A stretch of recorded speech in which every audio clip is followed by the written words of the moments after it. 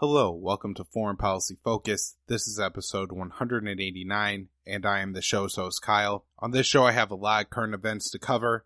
Lots of wars going on, lots of lies being told about them, and I hope to set the record straight everywhere I can and help to relay the most important news to y'all. So if you want to think about sharing the show, foreignpolicyfocus.libysyn.com and libertarianinstitute.org are the two easiest places to find the show. It's on YouTube. The channel name is Immersion News, which of course is the name of my new website, immersionnews.com. And you can find the show on all the podcatchers, iTunes, Stitcher, and give me a rating or review there. And thanks, everybody. I really appreciate it when you take the time to do that kind of stuff because it really does help the show and it helps it to get out there to new people. So I'm going to start off today's show by talking about this Russian aggression narrative. Now, for those of you who have listened to my appearance on Around the Empire, Will Porter was a fellow guest on that show. We talked about Macron's visit, French President Macron's visit to the United States, and then the speech he gave in front of Congress as well as the presser with Trump. Now, one of the things we talked about is Macron's shifting view to where, the terrorists are really the less important threat to the United States, and we have to worry about these revisionist powers that are looking to create a new world order away from the Western influence. And I don't believe during that speech that Macron ever directly mentions Russia, but at times he refers to Syria as being a success story here. And of course, Russia is the world power most actively dissenting to the American role in Russia. Now, this was also part of the United States national security strategy, and I had Will Porter on an episode of my show around the beginning of the year to break this down, which I'll also link to in the show notes page. But in the national security strategy, we get this statement saying that the United States' main concern now are revisionist powers that are looking to break away from the sphere of influence of America, mainly being Russia and China. Occasionally, Iran and North Korea get mentioned in there. Now, on the subject of Russia aggression, I read a very good article recently by Army Major Danny Sjursen. For those of you who don't know who he is, he's a great author. I think his writing is relatively new. He's now got a column at antiwar.com and a couple other places. The dude must be constantly writing, but he has a lot of really great things to say on most of the war issues. And then I also will be incorporating a lot of information I learned from a Scott Horton show interview with Ted Snider that I'll also link to in the show notes page. But basically, the Russian narrative, or Russian aggression narrative, breaks down to a few different instances. One is the Ukraine civil war in the annexation of the Crimean Peninsula. It's Russians' involvement fighting for and helping Assad in the Syrian civil war. It's the allegations that Russia hacked the U.S. elections. And I guess you could add in either this narrative that Russia is helping to use chemical weapons in Syria as well as the UK, or that Russia's just a belligerent actor outside its own actors, constantly looking to do things like assassinate people that once hurt Russia. Now, of course, the overall fear here that nobody readily points to because of how absolutely absurd it is, but the conclusion they kind of lead people to it is this idea that Russia is looking to become the USSR and Putin is Stalin. And neither of those things are really true. So I figure I'll talk about Crimea first because I think that's the earliest one on the timeline here. And me and Will Porter discussed this in a recent episode of the show that I'll link to. So if you want the full in-depth story, you could go there. But anyways, the situation with Crimea is the United States orchestrated a coup in Ukraine and replaced a government that was more balanced and leaned towards the Russia view of the world versus wanting to join NATO or take money from the EU or join the EU, and replace that government with one that wanted to join NATO and wanted to join the EU. Now, one of the very important things about Ukraine is the Crimean Peninsula. And on the Crimean Peninsula, Russia has a naval base, and this base is very important. I think it's one of Russia's only warm water naval bases, and I believe it's their only base on the country's western border. They have some on the eastern side, on the Korean side, but not on the western side. And it looked like that the new government that was backed by the United States, the coup government in Ukraine, was going to kick Russia out of the Crimean Peninsula. Now, the Crimean Peninsula is ethnically and historically very Russian, and the people there were very sympathetic to Russia, and a referendum was held. And the people voted to leave Ukraine and then applied for nationship within Russia. I'm not quite sure what you call that. Anyways, Russia ended up annexing the Crimean Peninsula. And yes, this meant that Russian troops left their base there, and I think fired a couple warning shots in there, but nobody was killed. And that's the story of the Crimean Peninsula. Now, as Ted Snider explains, what happened here was is that there was a lot of Western aggression against Russia. I mean, we kicked a government out of Ukraine and tried to, as a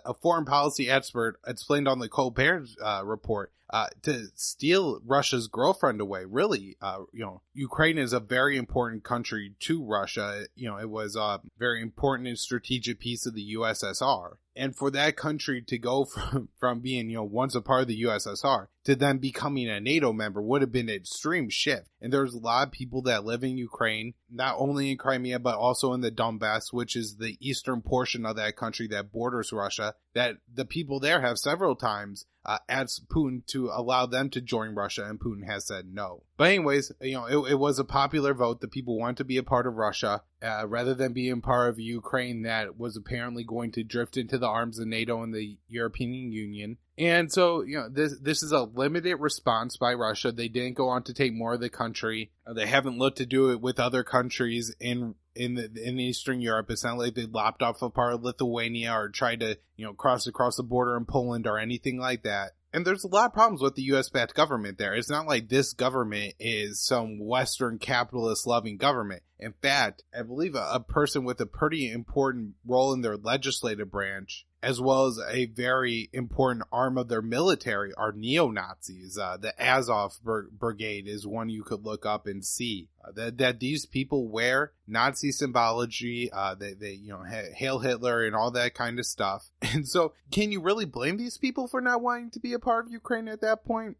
But the United States continues to arm the Ukrainian government. Now, under Obama, the United States provided only non-lethal aid to the Ukrainian. However, under Trump, we have now sold them Javelin missiles. So, this is very concerning because these are anti-tank missiles, and if they fall into the hands of neo-Nazis, I mean, this is something that everybody should be very, very concerned about. Now, I guess these Javelin missiles will be kept under lock and key by the United States with this agreement that I guess they could kind of only use them if the separatists are advancing on their positions. It kind of seems some weird rules, and Congress had passed some legislation to make sure that these weapons stayed out of the hands of the neo-Nazis. Now, Syria, of course, is where there's a Russian base in Syria.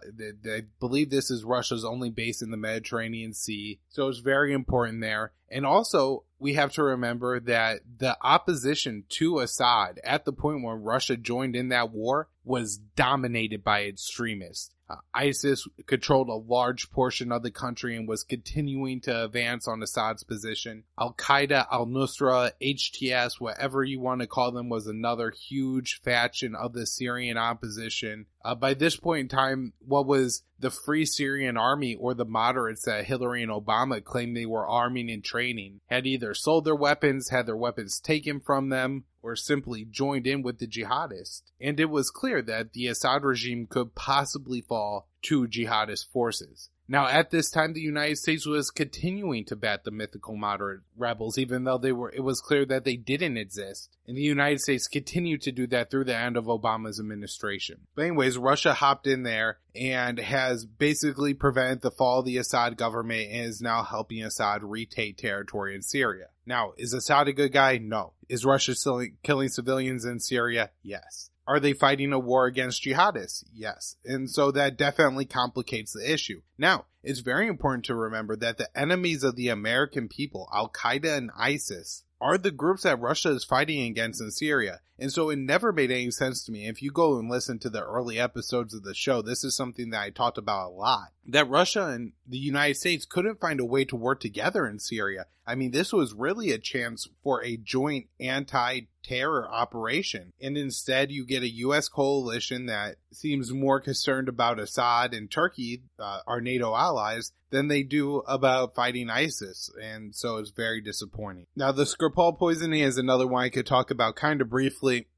I've covered it a lot on the show in the past. But basically, it boils down to that the UK is claiming still, I believe, that Novichok was used, which is a nerve agent that was developed in the USSR. However, the formulas for those nerve agents have been published, and depending on who you read, you get different variations of how sophisticated the lab needs to be to develop these nerve agents. However, it's clear that countries with sophisticated laboratories, which are, most countries, the United States, the UK has portioned down, Israel, all have facilities capable of producing these chemical weapons. And so if your only evidence is this guy was Russia and was a nerve agent developed by the Russians, that is far from sufficient to proving that the Russians were behind this attack. And then on the, Russia hacked the U.S. election thing, this is absolutely ridiculous. No collusion has ever been proven between the United States, or not the United States, I guess, but the Trump administration or the Trump campaign and the Russian government, as well as it has been proven that, the Trump administration did call the Russians and ask them to vote a certain way on a UN Security Council resolution, but that was on behalf of the Israeli government, and it's not that we were doing it for the Russians. We were,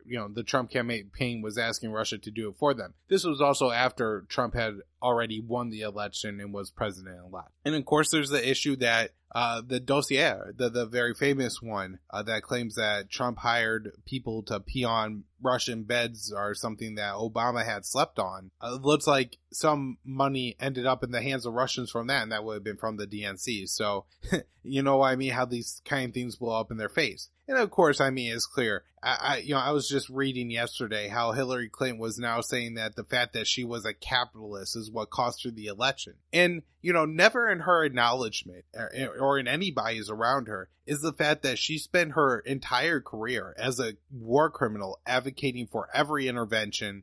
She was a strong advocate for the war in Libya, created the refugee crisis, it destabilized Libya, turned the country into a rape state. In fact, I was just reading that they're trying to have an election there this fall, I believe, and the election headquarters in Tripoli was stormed by terrorists and 12 people were killed.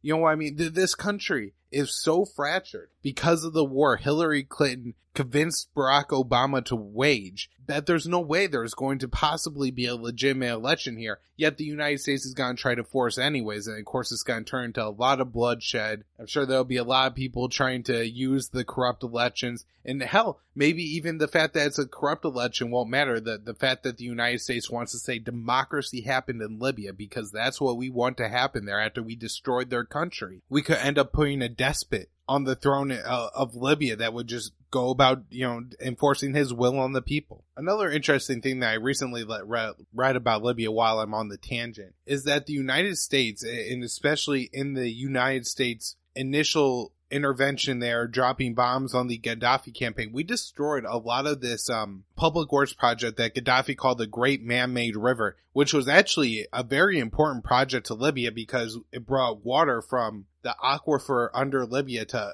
people all over the country. And while I'm not, a big fan of government spending or whatever, in this case, a very important public works project had been built and somewhat completed, and the United States then destroyed it, cutting off water to a lot of people. And so if all that doesn't convince you that the Russian aggression narrative is a myth, then I'll just leave you with this one fact, in that Saudi Arabia now outspends Russia in military spend. I want to do an update on the Iran nuclear agreement because, of course, we're coming up on, just a little over a week before Trump will either have to recertify the sanctions waivers or be out of compliance with the nuclear deal. Now, the Iranian government is saying that if Trump breaks the agreement, then they're out of the agreement, then the agreement's over. Now, this may be rhetoric on the part of the Iranians, because as I said, and I've made this point several times on the show, they've made a lot of concessions already with the Iranian nuclear agreement, and it would be a big loss to them to have to renegotiate this deal. And so Iran may be willing to negotiate a little, but if they show it now, then I think Trump's just going to run all over them. And so, or maybe that's actually the position of the Iranians. And it turns out that if the United States does say that, hey, we're not, going to give you any more sanctions waivers, the sanctions from at least America are back on, then my guess would be that, or not that. But it's possible that Iran just says, okay, then we're out of the nuclear deal. Maybe they stay within the NPT. Maybe they don't. Of course, that's the non-proliferation treaty, the agreement that the IAEA, the international watchdog for international or atomic energy, monitors anyway. So Iran could still be within the non-proliferation treaty, agreeing to not make nuclear weapons and then be out of this nuclear agreement. Or they could break both and then, seek to make nuclear weapons. Of course, this is more or less what happened under Bush when John Bolton ruined our agreed framework deal with the North Koreans and ended up creating a situation where the North Koreans decided to pursue making nuclear weapons and were able to achieve that. But Iran, I guess, would have the option to stay within the nuclear agreement with France, Germany, and the UK, should those countries break with the United States and say, hey, we're not putting sanctions back on Iran because Iran's following the agreement as far as we're concerned. I really don't have anything new to add on Bibi's speech about Iran violating the nuclear deal. It seems to be complete bunk. Even the IAEA, I believe, came out and said there's no credible evidence that Iran had a nuclear program post 2009. And so, it seems like that really was a nothing burger, not to use the mainstream establishment phrase, but there really wasn't anything to that. Now, something I talked about in the last show, and link to it again in the show notes page for those of you who want to go back and listen. I discussed the relationship of Iran and Israel. And anyways, I just read a very interesting article on that by Patrick Cockburn explaining that Israel is kind of betting that Iran isn't going to strike back against Israel, and that's why they're carrying out these larger attacks against Iran and Syria. And now part of me agrees with that because I know what Israel is trying to do in Syria is they're trying to prolong the war there, and the more Iran helps Assad and the Shia militias to take care of ISIS and Al-Qaeda, the sooner, Assad will cut a deal with the Kurds and restore Syria back to, its former self. And of course, there's a lot of rebuilding to do and all that stuff. But anyway, the sooner Assad controls more and more of Syria, the faster the country is rebuilt and could possibly one day be a threat to what Israel wants to do in the Golan Heights and in the Golan area of Syria. Now, I think the counterpoint to that may be that maybe Israel is hoping that Iran attacks Israel back in hopes that this will basically force all the Western countries to back out of the nuclear agreement with Iran. And so I think that's another possibility. And I wouldn't be surprised if in the coming week we see another big strike or two from Israel on Iranian or Hezbollah targets or Assad targets in Syria. In Afghanistan, we had a U.S. soldier that was killed, it looks like by enemy gunfire, although details as of when I'm recording this show are pretty scarce. There's been a lot of suicide bombings and attacks on civilians in Afghanistan. I think one of those attacks was actually by the Afghani government. They tried to kill some Taliban and ended up killing 20 civilians.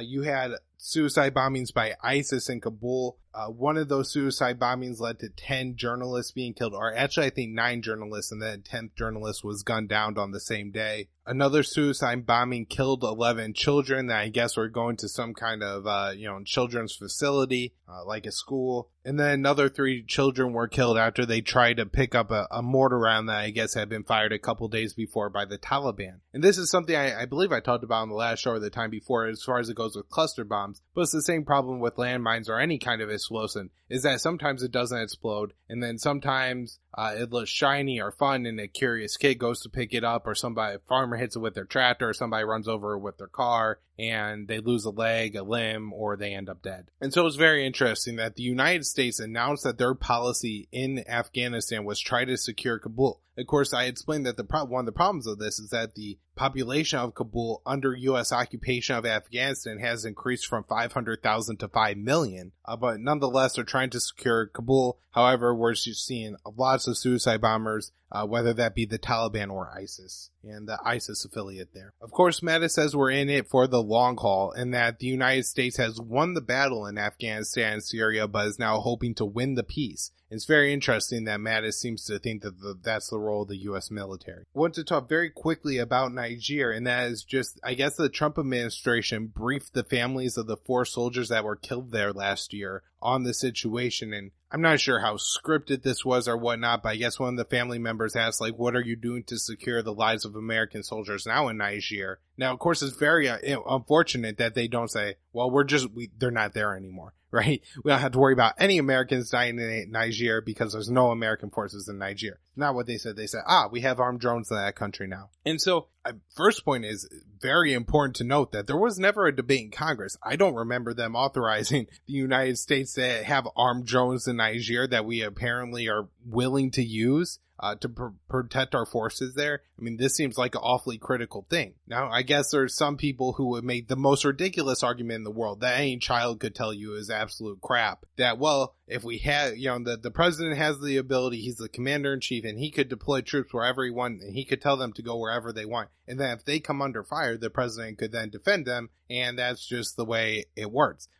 This is ridiculous. You can't put somebody in harm's way and then defend them as a justification of force. Last thing I'm going to talk about in today's show is Yemen, and that is some missiles being fired by the Houthis at Saudi Arabia. Most of these missiles seem to be getting shot down, although I did read a report that they're more or less unguided rockets, and that not all these missiles being shot now are the Scud conversions, but are some Yemeni-made missiles. And they're unguided, they're very small, I don't think they go super far, and so it's not like any kind of ballistic missile, even like their Scud missiles are. Now, one of these did, I guess, kill a Saudi man somewhere in southern Saudi Arabia. Again, there does seem to be this odd thing where the Houthis are launching all these missiles or rockets at Saudi Arabia, and very few people have been reported killed so far. Another interesting note is just that, we talk about international aid going to Yemen and how all these countries are sponsoring international aid. But Yemen itself, the Yemeni people are kind of taking care of themselves. In fact, $3.4 billion was sent to Yemen in remittance, which is, just sending money back home when somebody lives abroad. Now, the unfortunate thing here is that you could send Yemen as much money as you want. You can't eat money. You can't drink money. Money isn't going to provide vaccines or cholera treatment, chlorine tablets. Those things had to actually be imported into Yemen. And so the very unfortunate situation right now in Yemen is that sometimes even when people have money, they're now reliant on the food aid coming in because there's no food to buy. And I believe I might have said this on a past show, but it's so important that you can't emphasize it enough. And that is a U.S. bomb was apparently used by Saudi Arabia on the wedding in Yemen. And, this may not seem very significant to people in the United States, but I'm sure it's very significant to the people of Yemen who understand that if the United States would quit selling Saudi Arabia the weapons, eventually they would run out of them. And at that point, the Yemeni people could live better lives. Now, something interesting I read was an article on Yemen, and it was about this island that Yemen owns off the coast of Somalia that apparently is known as the Galapagos of the Indian Ocean. It's spelled Scorroca, and there's like 700 unique species on this island, including this really cool looking tree. Y'all could go look it up if you're interested in it. But what this island kind of outlines is how the UAE is actually winning in Yemen. Now, it seems kind of strange because the UAE is part of the Saudi coalition, and it's clear that they're bogged down in Yemen, that what they called Operation Decisive Storm has been, over now a 3-year-long quagmire in which Saudi Arabia has spent countless billions of dollars only to have the Houthis control more and more territory and fire more and more weapons into Saudi Arabia. However, the UAE, I think, has a little bit more of a traditional view of colonialism, and unlike the United States where we fight these regime change operations, they're just taking territory. They're building a military base and luxury resorts on this island, destroying a lot of the natural wonder of the island, and it's very disappointing. But it seems like the UAE is finding a way to take advantage of this misery in Yemen, and so it's very easy to say, well, the Saudi coalition is losing, so therefore the UAE is losing in Yemen. But it does seem that the UAE is just willing to rob the Yemeni people blind, no matter how poor they are. All right, that's where I'm going to wrap up today's show. Just for all of you to remember that this is a Friday, and I think one or two more of the great return marches we'll have in Israel and Palestine. So keep your eye on that. Make sure that, if you're able and, you could get some good news, share it, because it's something that doesn't get enough attention. And of course, the Gazans are forced into an absolutely miserable situation where they're now just trying to get to the fence of their prison and being shot at for it. All right, so for those of you who want to share the show, foreignpolicyfocus.libsyn.com, libertarianinstitute.org, immersionnews.com. The channel is Immersion News on YouTube, BitChute. That's also the name of my Minds account. You find me on Twitter at KYAAALE and Facebook at Libertarian Union. Thanks, everyone.